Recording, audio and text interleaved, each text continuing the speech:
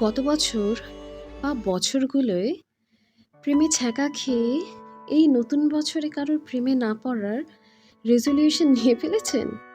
ভুল করেছেন।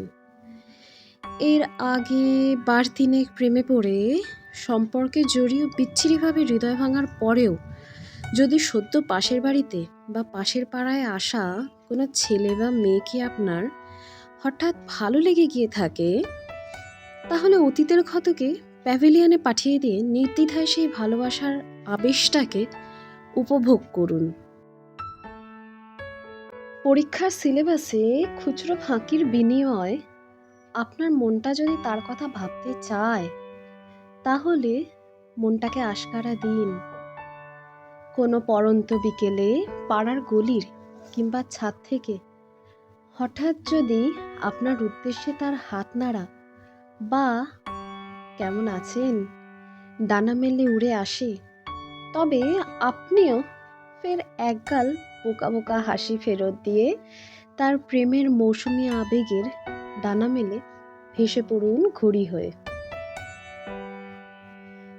নিঝুম রাতের একলা বিছানায় আপনার টাটকা অনুভূতিগুলোর স্বার্থে হেডফোনে বরাদ্দ রাখতেই পারেন গুটিকতক আপনার পছন্দের প্রেমের গান।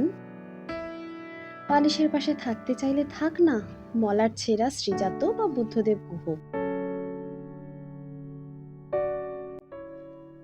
আগে হয়তো ভুল মানুষের ওপর অনুভূতি বিনিয়োগ করে জীবনের লোকসান করেছেন বারংবার, কিন্তু তবু আপনাকে ঝুঁকি নিয়েই আবার এগোতে হবে। কে বলতে পারে এবারের মানুষটা আপনার জীবনের সঠিক মানুষ? তাই আগের আঘাতগুলো সামলে আপনার মনটা যদি নতুন আবার কারো প্রেমে পড়তে চায়, তাহলে তার বিরুদ্ধাচরণ করে কোনো রেজলিউশন নেবেন না। কারণ মনের ওপর কখনো কারোর হুকুম খাটেনি, খাটে না, খাটবেও না। মনে রাখবেন, ভালোবাসতে জানি বা ভালোবাসতে পারি বলেই আমরা মানুষ।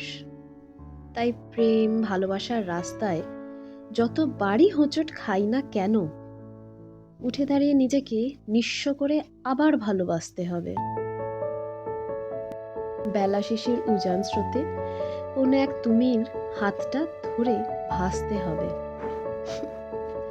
বাকিটা জীবন একসাথে রোজ হাসতে হবে। হ্যাঁ, আমাদের আবার ভালোবাসতে হবে, আমাদের আবার ভালোবাসতে হবে।